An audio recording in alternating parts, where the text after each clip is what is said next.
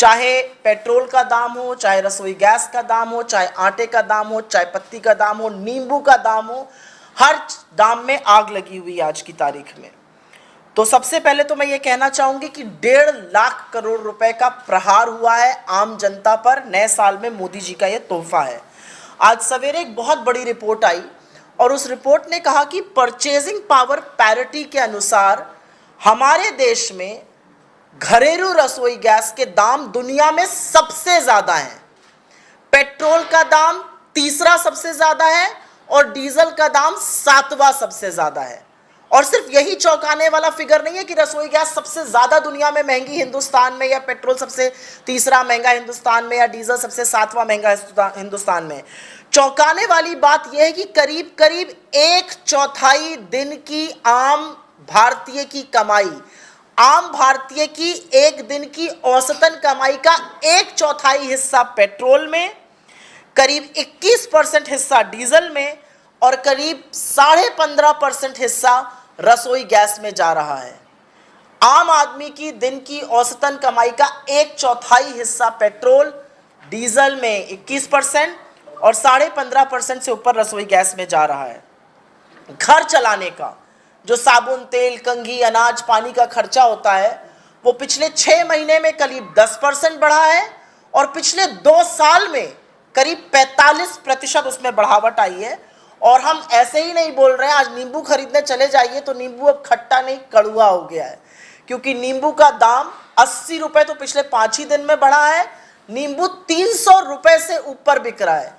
सब्जियां, तोरी खाते हैं लोग गर्मी में, भिंडी खाते हैं, शिमला मिर्च खाते हैं, हरी मिर्च खाते हैं, ये सब शतक लगा चुकी हैं, 100 के पार है। थोड़ी सी बात अब पेट्रोल डीजल की ज्यादा विस्तृत रूप से कर लेते हैं। पिछले 16 दिनों में हम सबको पता है कि दाम 14 बार बढ़ा है। 80 पैसा, 40 पैसा, 80 पैसा, 40 पैसा। पहले कमर तोड़ी जाती थी महंगाई से। इस सरकार ने पहले 8 साल कमर तोड़ी और अब जो है गला रेता जा रहा है। रोज रोज 80 पैसा, 40 पैसा करते हुए पेट्रोल और डीजल के दाम पिछले 16 दिनों में 14 बार बढ़े हैं। 10 रुपया प्रति लीटर पेट्रोल और 10 रुपए प्रति लीटर डीजल बढ़ा है। इस 10 रुपए के बढ़ने से आम आदमी पर इसका बोझ करीब करीब 28,000 करोड़ रुपए आया है। और सच यह है कि अगर खपत के हिसाब से देखिए कि हिंदुस्तान में कितनी खपत है पेट्रोल और डीजल और एलपीजी की, और हम आपको ये प्रेस रिलीज देंगे, इसमें सारे आंकड़े हैं। बहुत सारे आंकड़े बोलने की ज़रूरत नहीं है, लेकिन करीब 72,000 करोड़ रुपए वार्षिक बोझ केवल इसी से आएगा। अगली बात कर लेते हैं हम कि ऐसा क्यों हो रहा है।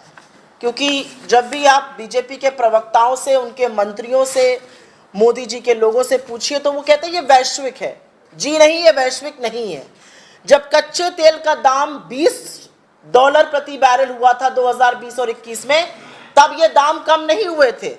तब ये दाम एक्साइज के थ्रू बढ़ाए गए थे।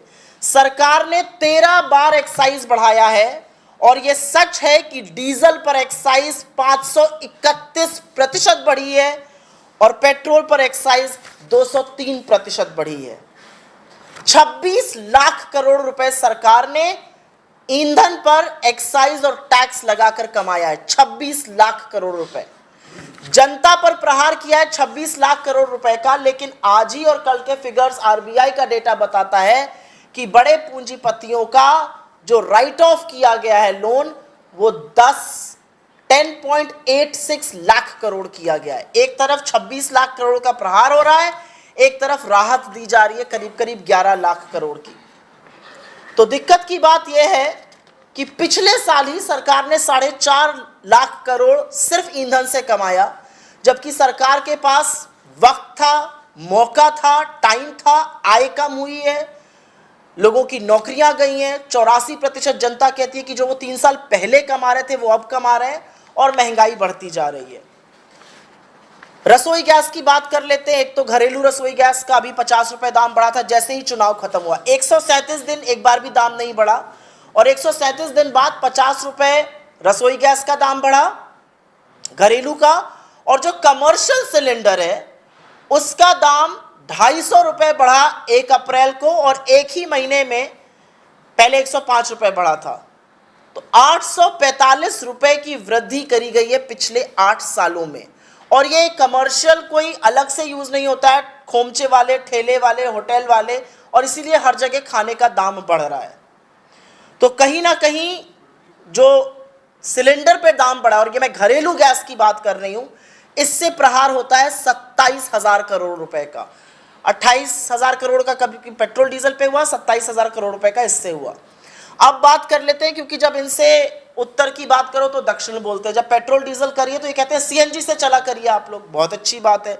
जो लोग पेट्रोल डीजल नहीं दे पाते वो सीएनजी से वाकई में चल रहे हैं। सीएनजी के दाम कल बढ़े हैं, दिल्ली में एनसीआर में कल सीएनजी के दाम बढ़े हैं, और सीएनजी के दाम करीब करीब कल 2.5 रुपए बढ़े हैं। ये 7वीं हाइक थी, और इससे सीएनजी का दाम करीब 9 रुपया बढ़ गया पिछले 1 महीने में दिल्ली शहर में। और आज दिल्ली में करीब 70 रुपए प्रति किलो के आसपास सीएनजी है, जो बाकी दूर दराज के इलाके हैं वहां पर 80 रुपए किलो पर सीएनजी बिक रही है। इस 9 रुपए बढ़ी हुई सीएनजी से प्रहार होता है 1400 करोड़ से भी ज्यादा का।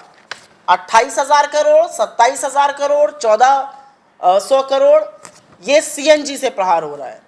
अब पाइप्ड नेचुरल गैस की बात कर लेते हैं। सरकार कहती है पाइप्ड नेचुरल गैस होनी जरूरी है, क्योंकि घरेलू गैस का दाम जो है वो बढ़ रहा है, तो आप पीएनजी लीजिए। पीएनजी का दाम दिल्ली में 5 रुपए बढ़ा, नोएडा में 5 रुपए 85 पैसा बढ़ा। 14 मार्च को दिल्ली में ये 1 रुपए बढ़ा था। तो पिछले 1 महीने में इसमें 6 रुपए प्रति एससीएम, उसकी जो क्वांटिटी होती है उसको एससीएम कहते हैं, उसकी वृद्धि 6 रुपए हुई, और इससे प्रहार हुआ 961 करोड़ रुपए का। तो पेट्रोल भी महंगा है, डीजल भी महंगा है, रसोई गैस भी महंगी है, सीएनजी भी महंगी है, जो पाइप नेचुरल गैस आ रही है वो भी महंगी है। लेकिन कहीं ना कहीं ऐसा प्रतीत होता है कि यह सरकार मिडिल क्लास से, गरीबों से, और खास तौर से किसानों से जरूर बदला लेना चाहती है। शायद आंदोलन का बदला लेना चाहती हो, मुझे नहीं पता, क्योंकि 50 किलो के डीएपी बैग की कीमत 150 रुपए प्रति बैग बढ़ाई गई, जिससे किसान के ऊपर अतिरिक्त बोझ आया 3600 करोड़ रुपए का। और एनपीकेएस, जो पोटेशियम, नाइट्रोजन और फास्फोरस का दाम होता है, उसकी कीमत 110 रुपए प्रति बैग बढ़ाई गई, जिससे कि 1290 का बैग करीब 1400 का हो गया, और इससे अतिरिक्त भार आया 3740 करोड़ का। तो किसान के ऊपर ही लगभग 7000 करोड़ से ऊपर का सिर्फ खाद पर आया। डीजल भी किसान के ऊपर भी आता है। घर का खर्च, और ये मैं एक महिला होने के नाते शायद और तरजीह देकर, शायद और प्रमुखता से, शायद और मुखरता से बोल सकती हूँ, 6 महीने में घर चलाने का खर्चा, चाहे वो साबुन, कंघी, तेल, शैम्पू, आटा, दाल, चावल, सब्जियां हों, वो करीब बढ़ा 6 महीने में 10% के आसपास, और पिछले 2 साल में वो बढ़ा है 45%। और कैसे नहीं बढ़ेगा? आटे का दाल 8 साल में तिगुना हुआ, चाय पत्ती तिगुनी हुई, बेसन 2.5 गुना हो गया, राजमा, दालें सब महंगी हुई। पकौड़ा तलने का जो तेल था, यही हिदायत देते थे मोदी जी, नौकरी नहीं तो पकौड़ा तलिए, वो भी 240 के पार है। अनुमान ये है, और ये तमाम रिपोर्ट्स आई हैं, कि 22% अभी भी खाने के सामानों का दाम बढ़ेगा, और वो होता दिख रहा है। नींबू, जैसे कि हम लोगों ने पहले कहा था, 5 दिन में 80 रुपए बढ़ के आज 300 के पार है। तो खट्टे से कड़वा हो गया नींबू। भिंडी, शिमला मिर्च, तुरई, हरी मिर्च, ये सब शतक लगा चुके हैं। ये घर का बजट है। अब करते हैं 1 अप्रैल को और क्या एक नई सौगात आई। एक नई सौगात 1 अप्रैल को आई कि राष्ट्रीय राजमार्ग टोल टैक्स 10 से 18% बढ़ेगा। वो कमर्शियल गाड़ी के लिए भी है, वो प्राइवेट गाड़ी के लिए भी है, और इससे करीब करीब 6000 करोड़ का अतिरिक्त बोझा मिडिल क्लास पर, या उन लोगों पर जो काम के लिए या बाहर जाने के लिए राष्ट्रीय राजमार्गों का उपयोग करते हैं। लेकिन मामला सिर्फ पेट्रोल, डीजल, रसोई गैस, सीएनजी, पीएनजी, घर के खानों और टोल टैक्स पे नहीं रुकता है। मामला और गर्दन तो जो रोगी हैं, जो मरीज हैं, जो पेशेंट हैं, उनकी भी उमेठी जा रही है। एनपीपीए ने 1 अप्रैल से 800 आवश्यक दवाएं, जिसमें से कि सिंपल दवाएं जैसे कि पैरासिटामोल हो गई, एजिथ्रोमाइसिन हो गई, मेट्रोनिजोल हो गई, कोरोना के प्रबंधन में जो बेसिक दवाइयाँ होती हैं, बुखार की, जुकाम की, खांसी की, वो हो गई, हृदय रोग की, बीपी की, स्किन की, जो बेसिक दवाइयाँ होती हैं, 800 दवाइयों का दाम बढ़ाया गया और इससे करीब करीब बोझ जो है वो 10,000 करोड़ रुपए का आम आदमी पर पड़ेगा। तो रोगियों को और मरीजों को भी नहीं छोड़ा गया। बहुत बड़ी बड़ी बातें हुई थी कि घर बनाना होगा आसान, सबका घर का सपना होगा पूरा, लेकिन घर बनाने से मुश्किल काम मुझे ऐसा लगता है इस समय देश में दूसरा कोई नहीं है। स्टील, सीमेंट, ईंट, सैनिटरी फिटिंग, लकड़ी, जितनी भी निर्माण की चीजें हैं, उन सब की कीमत अप्रैल में लगभग 15% बढ़ गई है। स्टील की कीमतें 35 रुपए पर केजी से बढ़ के 90 रुपए पर केजी हो गई है। सीमेंट लगभग 100 रुपए बढ़ गया है। तो घर बनाना पहले से भी ज्यादा मुश्किल हो गया और घर का जो सपना देख रहे थे लोग कि होम लोन पर जो टैक्स की राहत और रियायत मिलती थी, उस पर भी प्रहार किया गया है। पहले यह था कि फर्स्ट होम लोन लेने वाले को अगर वो 1.5 लाख से ऊपर का ब्याज है तो उस पर राहत मिलती थी, वो राहत विड्रॉ कर ली गई है। पीएफ अकाउंट, आप लोग सब लोग नौकरी पेशा लोग हैं, आप सबका पीएफ कटता है, प्रोविडेंट फंड, और कहीं ना कहीं ये रिटायरमेंट का पैसा होता है, ये छूते नहीं है। हम सब लोगों ने जब भी नौकरी करी इसको छुआ नहीं कि जब रिटायर होंगे तो ये पैसा घर बनाने में, बच्चों की पढ़ाई में, शादी ब्याह में, बड़े खर्चों में यूज करेंगे। इसको एज अ कंटिजेंसी फंड रखा जाता था। इस पीएफ अकाउंट से भी सरकार को बर्दाश्त नहीं, क्योंकि आपका रिटायरमेंट का पैसा अब सरकार की जेब में होगा। 1 अप्रैल 2022 से ईपीएफ खाते में अगर 2.5 लाख से ज्यादा का कंट्रीब्यूशन है तो ब्याज पर इंटरेस्ट लगाया जाएगा। यही नहीं, पीपीएफ की जो दर थी वो 8.5 से घरा के 8.1% हो गई है। एफडी की भी दर गिर गई है, जिससे कि करीब करीब 7 करोड़ लोग प्रभावित हुए हैं इन चीज़ों के चलते। कार खरीदना महंगा, गर्मी है, दिक्कतें हैं, लोग सोचते हैं एक छोटी कार खरीद ली जाए। मारुति ने जनवरी में पहली बार कीमत बढ़ाई थी, अब फिर से कीमत बढ़ने वाली है। टाटा मोटर्स ने कीमत बढ़ाई है, टोयोटा ने बढ़ाई है, और उन सब का कहना है कि इनपुट कॉस्ट, एंड इनपुट में largely steel, aluminium, fuel cost ये बढ़ती जा रही है, इसलिए अब हम इसको कम नहीं कर सकते। तो गाड़ी का सपना भी अधूरा ही रहेगा लोगों का। 1 अप्रैल से मोदी सरकार ने एल्यूमिनियम ओर पर और कॉन्सेंट्रेट पर 30% टैक्स लगाने का फैसला किया है। इनका उपयोग टेलीविजन पर, एलईडी बनाने में, एसी बनाने में, रेफ्रिजरेटर के हार्डवेयर बनाने में किया जाता है।